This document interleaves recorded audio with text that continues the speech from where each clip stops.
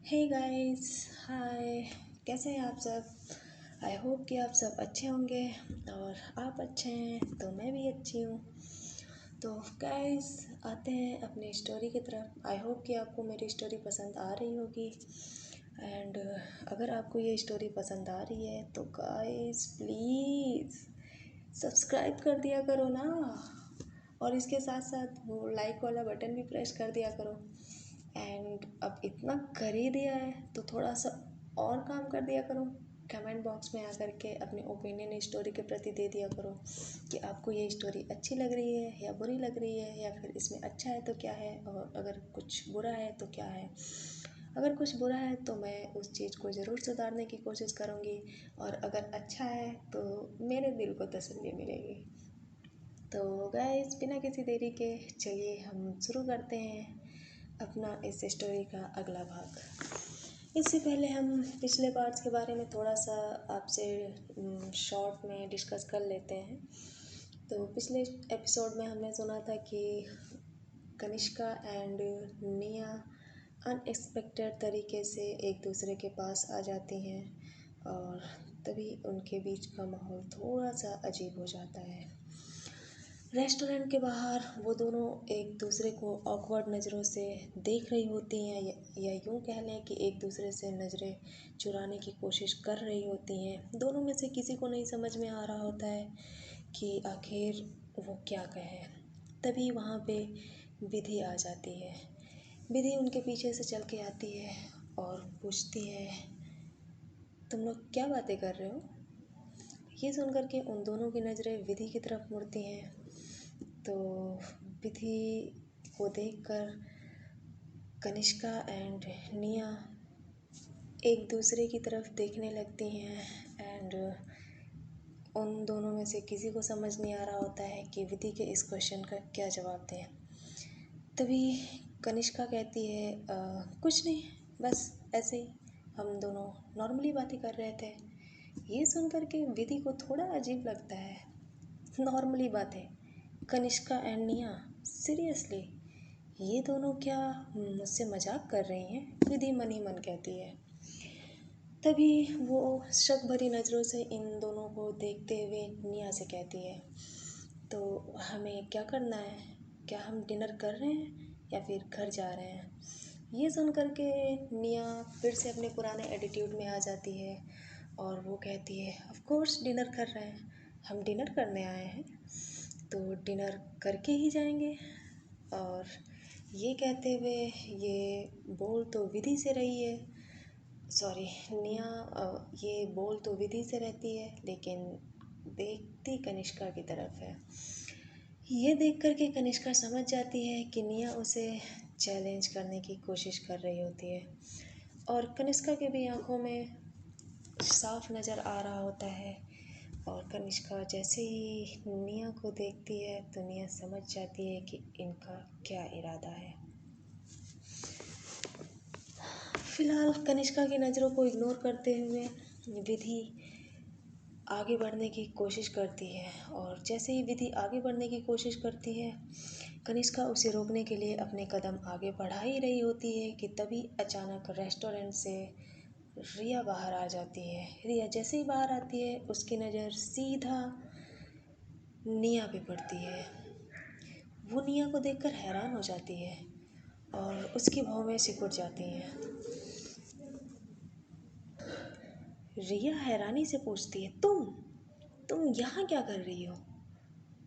ओह, तो मैं भी सोचूं कि आखिर कनिष्का को इतना लेट हो कैसे गया। तो तुम हो असली मुसीबत की जड़। आई एम श्योर कि तुमने ज़रूर कोई नई मुसीबत खड़ी करी होगी। कनिष्का, बताओ मुझे क्या किया इसने इस बार? ये सुन कर के कनिष्का को समझ नहीं आ रहा होता है कि वो क्या जवाब दे, क्योंकि इस बार तो मुसीबत कनिष्का ने खड़ी करी होती है और निया पूरे समय बस एक विक्टिम ही होती है। तो अभी भी कनिष्का की नज़रें निया के ऊपर ही होती हैं।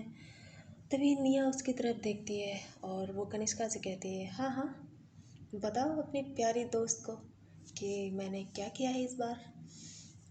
ये सुन कर के कनिष्का कुछ भी कह पाती इससे पहले कि वो इस सिचुएशंस के बारे में रिया को कुछ एक्सप्लेन कर पाती। उन्हें अपने पीछे से एक आवाज़ सुनाई देती है। पीछे से रोनित आ जाता है और वो अपनी घड़ी ठीक करते हुए कहता है, क्या हुआ, तुम बाहर क्यों? जैसे वो इतना बोलता ही है कि उसकी नज़र अपने सामने खड़े उन चारों लोगों पर पड़ती है और वो अपनी ही जगह पे सीधा खड़ा हो जाता है। रेस्टोरेंट से निकलते समय उसने ये बिल्कुल एक्सपेक्ट नहीं किया था कि बाहर निकलने के बाद उसे कुछ ऐसा नज़ारा दिखेगा। वो चारे लोग एक दूसरे के सामने ऐसे खड़े होते हैं जैसे कि कोई दुश्मन जंग में अपनी लड़ाई के समय खड़ा होता है। तो फाइनली जब रौनित को विधि और निया देखती हैं तो उनके चेहरे का एक्सप्रेशन थोड़ा सा बदल जाता है और वो दोनों हैरान लगते हुए कहती हैं, भाई? उन दोनों को एक साथ इस तरीके से भाई बुलाते हुए देख कर के रिया हैरान हो जाती है और वो शॉक्ड भरी नज़रों से रौनित को देखने लगती है और फिर से उन्हीं के शब्दों को रिपीट करते हुए कहती है, भाई? कौन भाई? तो ये सुन कर के विधि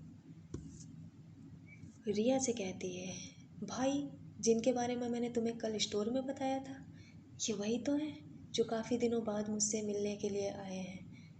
हमारी फैमिली से मिलने के लिए आए हैं।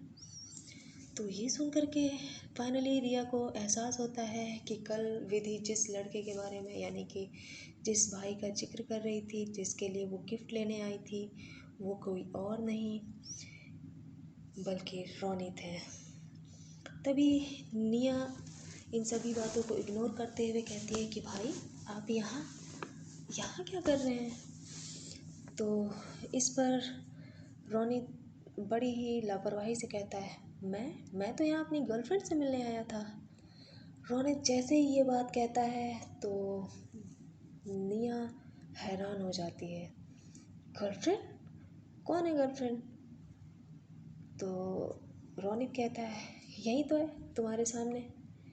ये सुनकर के निया की धड़कनें रुक जाती हैं और उसे समझ नहीं आता है कि रौनित के कहने का मतलब क्या है। निया बिना कुछ सोचे हैरानी से कनिष्का की तरफ देखने लगती है और उसे एहसास ही नहीं होता है कि उसने कब अपने हाथ को कस के बांध लिया था। पता नहीं क्यों बट निया को ये बात बिल्कुल अच्छी नहीं लगती और उसकी धड़कनें धीरे धीरे रुकने लगती हैं। निया अभी भी हैरानी से कनिष्का को ही देख रही होती है। कनिष्का जब निया को अपनी तरफ देखते हुए देखती है तो उसे कुछ समझ नहीं आता कि निया उसकी तरफ ऐसे क्यों देख रही है।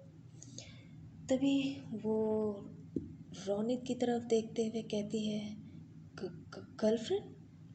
और यहाँ कौन है आपकी गर्लफ्रेंड? तो ये सुन कर के रौनित थोड़ी देर चुप हो जाता है, पर ये जो थोड़ी देर की चुप्पी होती है वो निया के लिए बहुत ही मुश्किल भरा होता है। उसे समझ नहीं आ रहा होता है कि आखिर उसे ऐसा अजीब क्यों लग रहा है, वो क्यों कुछ अजीब सी फीलिंग्स महसूस कर रही है। निया अपने मुट्ठी को और कस लेती है मानो कि रौनित का जवाब उसके लिए कोई बहुत बड़ा रिजल्ट हो और वो बेसब्री से उसके आने का इंतज़ार कर रही हो। रौनित ये सुन कर के जैसे ही अपनी गर्लफ्रेंड का नाम लेने ही वाला होता है कि तब तक उसके फ़ोन पे किसी की कॉल आ जाती है और वो उसका पूरा ध्यान उसके फ़ोन पे चला जाता है। ये देख कर के निया फिर से बेचैन होने लगती है, उसके मन की बेचैनी बढ़ने लगती है। पर ये बात निया को नहीं समझ में आ रही होती है कि आखिर उसे ये बात इतनी परेशान क्यों कर रही है। आखिर रौनित के मुंह से गर्लफ्रेंड वर्ड सुन कर के उसे इतना अजीब फील क्यों हो रहा है। निया एंड कनिष्का अपनी ही दुनिया में खोई रहती हैं और इस बीच रिया एंड विधि की तरफ कोई ध्यान नहीं देता।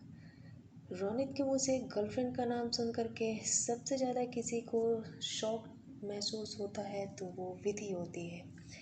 विधि को समझ नहीं आ रहा होता है कि रोनित की ये बात सुन कर के कैसे रिएक्ट करे, क्योंकि उसे शक होता है कि रिया जिस स्पेशल पर्सन की बात कर रही थी वो 100% रोनित ही है। तो फाइनली रोनित अपनी कॉल को रखता है एंड वो अपनी बात को कंटिन्यू करते हुए कहता है कि हाँ, मैं यहाँ रिया से मिलने आया था। निया जैसे ही ये सुनती है कि रोनित रिया से मिलने आया था तो फाइनली उसे फील होता है कि वो अब अपने नॉर्मल कंडीशन में आ रही है या नॉर्मल सिचुएशन में आ रही है, और वो एक गहरी सांस लेती है और उसके हाथों की मुट्ठी ढीली पड़ जाती है। उसे देख कर के ऐसा लगता है कि जैसे वो प्रे कर रही हो मन ही मन कि रोनित कनिष्का का नाम ना ले ले। फिर अगले पल रिया को एहसास होता है, सॉरी निया को ये मैं फील होता है कि आखिर रोनित अगर निया का नाम ले भी लेता तो उसे इस बात से क्यों फ़र्क पड़ता। निया टोटली कंफ्यूज हो कर के अपने अंदर की चल रही उन अजीबोगरीब फीलिंग से लड़ रही होती है एंड विधि के एक्सप्रेशंस को देखकर ऐसा लगता है कि उसे अपने भाई की कही ये बात बिल्कुल पसंद नहीं आई होती है। एंड रिया रिया तो इसी बात से परेशान होती है कि निया जैसी लड़की उसके बॉयफ्रेंड की सिस्टर है, और कनिष्का कनिष्का चुपचाप इन सभी के चेहरे के एक्सप्रेशंस को पढ़ने की कोशिश कर रही होती है। फिलहाल वहाँ पे खड़े जितने भी लोग होते हैं उन सभी के मन में अलग अलग सी चीज़ें चल रही होती हैं, पर जो सबसे अजीबोगरीब चीज़ चल रही होती है वो होती है कनिष्का के मन में। कनिष्का को कुछ अजीब लगता है, उसे लगता है कि हाँ कुछ तो गड़बड़ है, जो दिख रहा है वो है नहीं और जो है वो शायद इस समय देख नहीं पा रही है। उसे लगता है कि सिचुएशंस कुछ ज़्यादा ही अजीब है, बस वो चीज़ों को समझ नहीं पा रही है। तभी इन सभी चीज़ों से बेखबर रोनित कहता है कि चलो अच्छा हुआ, अच्छा है कि हम सब यहाँ पे मिल गए, और जैसा कि तुम दोनों का भी प्लान है यहाँ पे डिनर करने का और हमारा भी कुछ ऐसा ही प्लान है, तो क्यों ना हम साथ में डिनर करते हैं। और मुझे लगता है कि तुम सभी लोग एक दूसरे को ऑलरेडी जानते हो, तो मुझे तुम सबको मिलवाने की ज़रूरत भी नहीं है। तो चलो हम सब साथ में डिनर करते हैं, और आई होप कि ये शाम मेरे लिए सबसे खूबसूरत शाम होगी। फाइनली रोनित ये सब बोल करके उन दोनों को तीनों को अंदर ले जाने की कोशिश करता है, पर निया अभी भी अपने ही जगह पे खड़ी होती है। तभी उसे विधि थोड़ा सा इशारा करती है और निया उसकी तरफ देखती है और फाइनली वो जाने के लिए रेडी हो जाती है। निया, विधि एंड रिया रोनित के पीछे पीछे अंदर जाने के लिए मुड़ती हैं। फाइनली वो कुछ कदम आगे जा चुके होते हैं, पर हमारी कनिष्का जो होती है अभी भी उसी जगह पर खड़े होकर के उन सभी को देख रही होती है। उसे अभी भी चीज़ें अजीब लग रही होती हैं, लेकिन तभी उसको रिया की आवाज़ सुनाई देती है, कनिष्का क्या हुआ। ये कहते हुए रिया कनिष्का के पास आ जाती है और उसे समझाने की कोशिश करते हुए कहती है कि आई नो कि तुम क्या सोच रही हो, मुझे पता है तुम उस लड़की को देख करके यहाँ बिल्कुल खुश नहीं हो। मुझे नहीं पता कि उसने इस बार क्या किया है, पर मुझे लगता है कि हमें आज चुप रहना चाहिए। ये सुन करके कनिष्का भी एक गहरी सांस लेती है और वो रिया की बातें सुन करके हाँ में अपना सर हिला देती है। फाइनली वो दोनों रेस्टोरेंट के अंदर जाते हैं और वो पांचों लोग अपनी अपनी टेबल पे जा कर के अपनी चेयर पे बैठ जाते हैं। कुछ ही देर में डिनर आ जाता है और सभी लोग अपना अपना डिनर करने लगते हैं। रोनित रिया से बातें कर रहा होता है और विधि जो होती है वो अपनी दुनिया में खोई हुई होती है, बिना मन के डिनर कर रही होती है। कनिष्का और निया का भी कुछ ऐसा ही हाल होता है। वो लोग भी कुछ खास खुश नहीं होते हैं। उन्हें देखकर ऐसा लगता है कि किसी ने ज़बरदस्ती उन्हें वहाँ पे बैठा रखा हो। उन चारों पांचों लोगों का माहौल काफ़ी अजीब होता है। ऐसा लगता है कि ना चाह कर भी किसी ने ज़बरदस्ती उन्हें एक साथ गन पॉइंट पे बैठा दिया हो।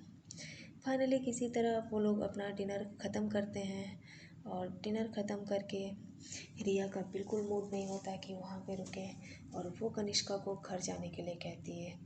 ये सुन कर के रोनित ऑफ़र करता है कि क्यों ना मैं तुम दोनों को छोड़ दूँ। ये बात निया को बिल्कुल पसंद नहीं आती और वो व्यंग्यात्मक तरीके से वो कहते हैं ना, ताने मारते हुए कहती है, भाई मुझे लगता है कि ये दोनों अपने आप से घर जा सकती हैं। ये सुनकर के रोनित कहता है, हाँ मुझे भी पता है ये दोनों अपने आप घर जा सकती हैं, लेकिन काफ़ी लेट हो चुका है और मैं रिया के साथ थोड़ा सा और टाइम स्पेंड करना चाहता हूँ। इसीलिए मैं सोच रहा हूँ कि मैं खुद क्यों ना दोनों को ड्रॉप कर दूँ और इसी बहाने मैं थोड़ा सा रिया से और बातें कर पाऊँगा। ये सुन कर के निया अपना मुंह बना लेती है और वो बिना मन के कहती है, ठीक है फिर मैं और विधि घर जाते हैं, आप भी जल्दी आ जाइएगा। ये कहकर विधि और निया दोनों अपनी कार से घर को निकल जाती हैं एंड रोनित कनिष्का और रिया के साथ उनके रूम के लिए निकल जाता है। फाइनली वो तीनों लोग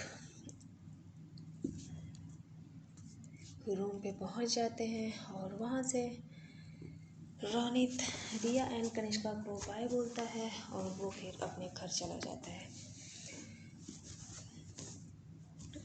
रेस्टोरेंट से निकलते समय ऑलरेडी काफ़ी लेट हो चुका होता है, इसलिए रिया एंड कनिष्का सीधा चेंज करने चली जाती हैं और इस दौरान उन दोनों की आपस में कोई भी बात नहीं होती है। फाइनली वो दोनों जब चेंज करके बाहर आती हैं तो कनिष्का रिया से कहती है कि रिया, क्या तुम्हें रोनित ने पहले कभी अपनी फैमिली के बारे में कुछ भी बताया है? तो इस पर रिया सोचते हुए कहती है कि नहीं, रोनित ने तो इससे पहले मुझसे कभी भी अपनी फैमिली के बारे में कुछ नहीं कहा। ये सुन कर के कनिष्का को थोड़ा अजीब लगता है कि जो इंसान इतने दिनों से रिया के साथ रिलेशनशिप में है, उसने अपनी फैमिली के बारे में कभी नहीं बताया। तभी रिया कनिष्का से पूछती है, क्या तुम वही सोच रही हो जो मैं सोच रही हूँ? ये सुनकर के कनिष्का रिया की बातों का तुरंत कोई जवाब नहीं देती। वो कुछ सोचते हुए कहती है कि शायद हाँ, अगर हम दोनों जैसा सोच रहे हैं वैसा ही है, तो इस बार हमें पूरी तैयारी के साथ इन्हें सबक सिखाना पड़ेगा। ये सुनकर के रिया के चेहरे पे तीखी मुस्कान आ जाती है और वो कनिष्का से कहती है, श्योर, मैं तुम्हारे साथ हूँ। फिर कनिष्का कहती है कि चलो काफ़ी रात हो चुकी है, मुझे लगता है कि अब हम दोनों को सोना चाहिए, गुड नाइट। तो रिया भी कनिष्का को गुड नाइट कहती है और फाइनली दोनों अपने अपने बेडरूम में चली जाती हैं। रिया के जाने के बाद कनिष्का अपने जैसे ही बेडरूम में आती है, उसके चेहरे का एक्सप्रेशन अचानक सा सीरियस हो जाता है। उसे देख कर के ऐसा लगता है कि मानो अभी तक जो भी उसके साथ हो रहा था वो ज़बरदस्ती इन सब चीज़ों को झेल रही थी। कनिष्का अपना रूम लॉक करती है एंड सीधा जा कर के लैपटॉप पे बैठ जाती है। लैपटॉप में कुछ सर्च करती है एंड अपने सामने उस सर्च रिजल्ट को पढ़ने लगती है। करीब आधे घंटे तक लैपटॉप में वर्क करने के बाद कनिष्का फाइनली अपना लैपटॉप बंद करती है एंड सोने के लिए चली जाती है। कनिष्का जैसे ही सोने के लिए जाती है तभी उसके फ़ोन पे एक मैसेज आता है। ये देख कर के कनिष्का मैसेज चेक करती है। जैसे ही वो मैसेज चेक करती है उसके चेहरे पर थोड़ी सी हैरानी से एक्सप्रेशंस आ जाते हैं। उसे देख कर के ऐसा लगता है कि वो कुछ ऐसा पढ़ रही होती है जिसकी उम्मीद उसने बिल्कुल नहीं करी होती है। तभी उसे उस मैसेज में एक वीडियो लिंक भी मिलता है। कनिष्का उस वीडियो लिंक को देखती है और फाइनली उसके माथे पे एक इरिटेटिंग सा एक्सप्रेशन छा जाता है। तभी उस मैसेज को रिप्लाई करते हुए वो कुछ टाइप करती है एंड फ़ोन साइड में रख करके सोने के लिए चली जाती है। लेट नाइट मुंबई का एक बड़ा सा होटल।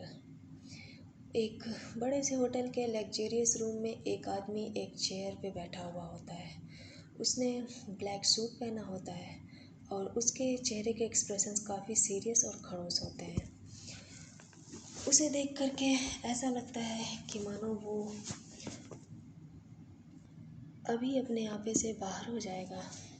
उसके चेहरे के जो फीके रंग होते हैं, जो उसके एक्सप्रेशनलेस फेशियल फीचर्स होते हैं, उसे देख कर के ये अंदाज़ा लगाना बिल्कुल मुश्किल नहीं होता है कि वो आदमी काफ़ी लंबे समय से किसी काम को करने की कोशिश कर रहा होता है। उस आदमी की नज़रें अपने सामने रखे कंप्यूटर स्क्रीन पे लगातार देख रही होती हैं और वो कुछ समझने की कोशिश कर रहा होता है। उसके सामने एक वीडियो रिपीट हो रही होती है और वो उसे बार बार रिपीट करके देख रहा होता है। 1 बार, 2 बार, 3 बार, 10 बार।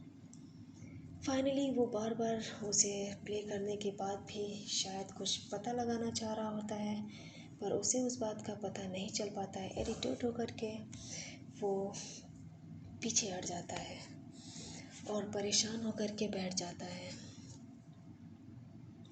तभी उसके फ़ोन पे एक मैसेज आता है जिसमें लिखा होता है, क्या तुम्हें कुछ पता चला? उस आदमी ने जैसे ही उस मैसेज को रीड किया, उसके चेहरे से मानो पसीना टपकने लगा हो। उसे समझ नहीं आ रहा होता है कि वो उस मैसेज का क्या रिप्लाई दे। तभी वो उस फ़ोन को उठाता है और रिप्लाई करता है, नहीं बॉस, पर मुझे यकीन है कि मैं जल्दी ही इस बारे में पता लगा लूँगा। मुझे लगता है कि तुम इस काम को करने के लायक नहीं हो।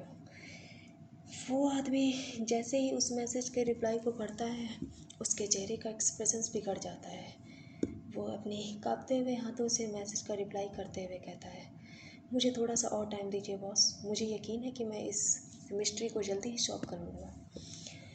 मैं और मेरी टीम पूरी कोशिश कर रहे हैं, प्लीज़ आप थोड़ा सा भरोसा बनाए रखिए।